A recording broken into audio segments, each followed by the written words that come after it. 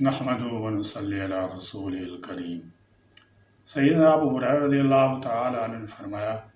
کہ بے شک رسول اللہ صلی اللہ تعالیٰ علیہ وسلم نے فرمایا، قسم اس ذات کی جس کے ہاتھ میں میری جان ہے، تم میں سے کوئی بھی ایماندار نہ ہوگا جب تک میں اس کے والد اولاد سے بھی زیادہ اس کا محبوب نہ بن جاؤں۔ حضور نبی کریم صلی اللہ تعالیٰ علیہ وسلم کی محبت ہمارے ایمان کا حصہ ہے۔ ایک مومن کے دل میں آپ صلی اللہ تعالیٰ علیہ وسلم کی محبت کا معیار اور پیمانہ کیا ہونا چاہیے؟ اس امر کو حضور نبی کریم صلی اللہ تعالیٰ علیہ وسلم نے خود اپنے ارشاد عالی کی روشنی میں واضح فرما دی ہے۔ حدیث کا اصل یہ ہے کہ تکمیل ایمان کا مدار حب رسول صلی اللہ تعالیٰ علیہ وسلم پر ہے۔ جس آدمی میں ذات رسالت سے اس درجے کی محبت نہ ہو کہ اس کے مقابلہ پر دنیا کے بڑے بڑے رشتے، بڑے بڑے تعلق اور بڑی بڑی چیز کی محبت و چاہت بھی بے معنی ہو، وہ کامل مسلمان نہیں ہو سکتا، اگرچہ زبان اور قول سے وہ اپنے ایمان اسلام کتنا ہی بڑا دعویٰ کرے۔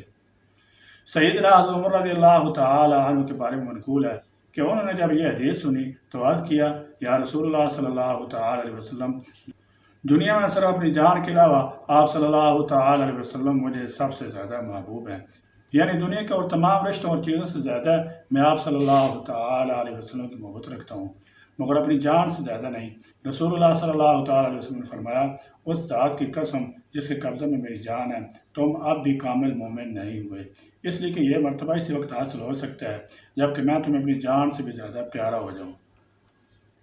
ان الفاظ نبوت جیسے آن واحد میں حضرت عمر فاروق رضی اللہ تعالی عنہ کی دل و دماغ کی دنیا تبدیل کر دی ہو۔ وہ بے اختیار بولے، یا رسول اللہ صلی اللہ تعالی علیہ وسلم، آپ صلی اللہ تعالی علیہ وسلم پر میری جان قربان، آپ صلی اللہ تعالی علیہ وسلم مجھے اپنی جان سے بھی زیادہ پیارے ہیں۔ رسول اللہ صلی اللہ تعالی علیہ وسلم نے پھر ان کو خوشخبری سنائی کہ اے عمر، اب تمہارا ایمان کامل ہوا اور تم پکے مومن ہو گئے۔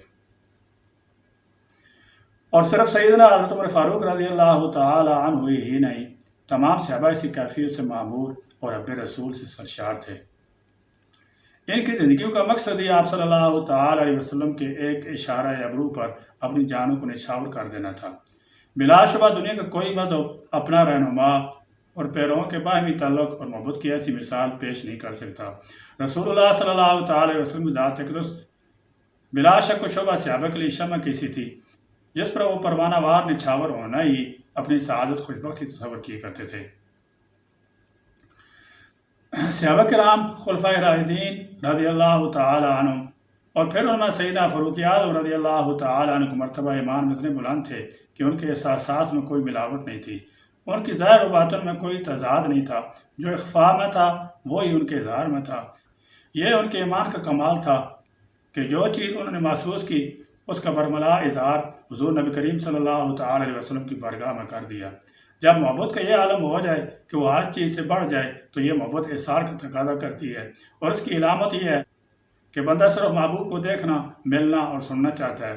محبوب جو کہے اس کو مانتا ہے، محبوب کے لیے اپنا آرام قربان کر دیتا ہے، وہ اپنا ذوق، اپنی چاہت، اپنی ترجیح کو ختم کر دیتا ہے اور محبوب کے لیے مر مٹتا ہے، جان دینی پڑے تو جان بھی دیتا ہے، اور کوئی ایسا کام نہیں کرتا جس سے محبوب نے منع فرمایا ہے۔ وہ محبوب کو چاہتا ہے اور محبوب کی طرح زندگی کو اپناتا ہے، محبوب کی طرح کا لباس پہنتا ہے، محبوب کی طرح نشست و برخاست رکھتا ہے، محبوب جن سے محبت کرتا ہے وہ بھی ان سے محبت کرتا ہے، وہ حسن و حسین سے محبت کرتا ہے، وہ اہل بیت کرام سے محبت کرتا ہے، صحابہ صالحین سے رحمۃ اللہ علیہم سے محبت کرتا ہے، حتیٰ کہ وہ غریب محتاج سے بھی محبت کرتا ہے، انسانیت اور اللہ تعالیٰ کی پوری مخلوق سے محبت کرتا ہے، اس لیے کہ وہ جانتا ہے کہ میرے محبوب صلی اللہ تعالی علیہ وسلم ان تمام سے محبت کرتے ہیں۔ محبوب کی محبت جدھر جاتی ہے، محب کی محبت اس کے پیچھے پیچھے جاتی ہے۔ ایسا نہیں ہو سکتا کہ محبوب ایک چیز کو چاہے اور محب اس کے برعکس کسی اور چیز کو چاہے۔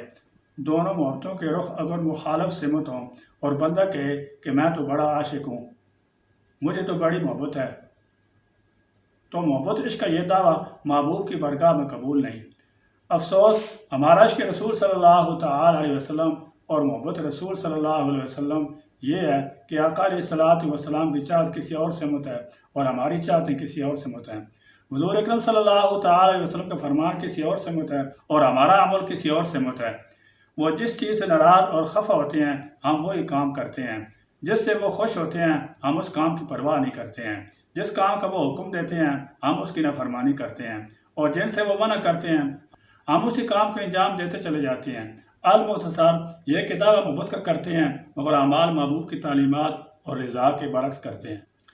اگر ہم اپنی زندگیوں کا جائزہ لیں تو افسوس سے کہنا پڑتا ہے کہ ہمارے دلوں میں سچی محبت رسول نہیں ہے۔ اسی وجہ سے ہم ایمان کی لذت علاوت سے محروم ہیں۔ جب ایمان کی لذت میسر نہیں آتی تو ہماری عبادت، سجدوں، تلاوت، نماز، روزوں، طاعات، عبادات، حسنات اور خیرات میں بھی کوئی حلاوت لذت نہیں رہتی، ہمیں ایک سوئی بھی نصیب نہیں ہوتی اور نہ ہی کوئی کیفیت مقدر بنتی ہے۔ ہم روز برہ زندگی میں اس بات کا رونا روتے نظر آتے ہیں کہ عبادات طاعات میں ایک سوئی نہیں ہوتی، لیکن کیا ہم نے کبھی اس معلومی کے سبب پر غور کیا ہے کہ ایسا کیوں ہے؟ اس کا بنیادی سبب ہی یہی ہے کہ ہماری طبیعت میں دنیا پرستی ہمیشہ غالب رہتی ہے۔ اگر اللہ اور رسول اللہ صلی اللہ علیہ وسلم کی محبت ہر محبت پر غالب نہ ہو، نیکی کی محبت بدی کی محبت پر غالب نہ ہو، اور ہر ایک کے ساتھ رشتہ اللہ اور اس کے رسول صلی اللہ علیہ وسلم کے لیے نہ ہو، تو پھر حلاوت ایمان نصیب نہیں ہوتی۔ محبت رسول صلی اللہ علیہ وسلم کا مظہر اطاعت رسول ہے۔ رسول اللہ صلی اللہ تعالیٰ علیہ وسلم سے سچی محبت کے بغیر مومن ہونے کا دعویٰ منافقت کی بین دلیل ہے، اور اب رسول صلی اللہ تعالیٰ علیہ وسلم ہی وہ پیمانہ ہے جس سے کسی مسلمان کے ایمان کو ماپا جا سکتا ہے۔ دعویٰ محبت ہو اور اطاعت مفقود ہو تو دعویٰ کی سچائی پر حرف آتا ہے۔ اب رسول صلی اللہ تعالیٰ علیہ وسلم کے تقاضوں میں سے ایک تقاضا تو نبی کریم صلی اللہ تعالیٰ علیہ وسلم کا ادب و احترام کرنا، آپ صلی اللہ تعالیٰ علیہ وسلم سے محبت رکھنا ہے۔ پیغمبر اعظم آخر الزمان صلی اللہ تعالیٰ علیہ وسلم کو یہ اعجاز بھی منفرد ہے کہ آپ کی جانثاروں کی زندگیاں جہاں محبت رسول کی شاہکار ہیں، وہاں ہر ایک کی زندگی سنت رسول صلی اللہ تعالیٰ علیہ وسلم کی عینہ دار ہے۔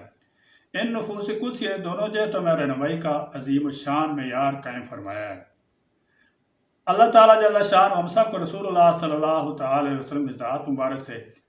ایسا حقیقی اور والہانہ تعلق اور آپ صلی اللہ تعالیٰ علیہ وسلم کی ایسی کامل محبت عطا فرمائے جو ہمارے اندر آپ صلی اللہ تعالیٰ علیہ وسلم کی اتباع و اطاعت کا داعیہ پیدا کر دے، جو محبت کا جوہر اور عشق کا مقتضا ہے۔ آمین۔ وآخر دعوانا الحمدللہ رب العالمین۔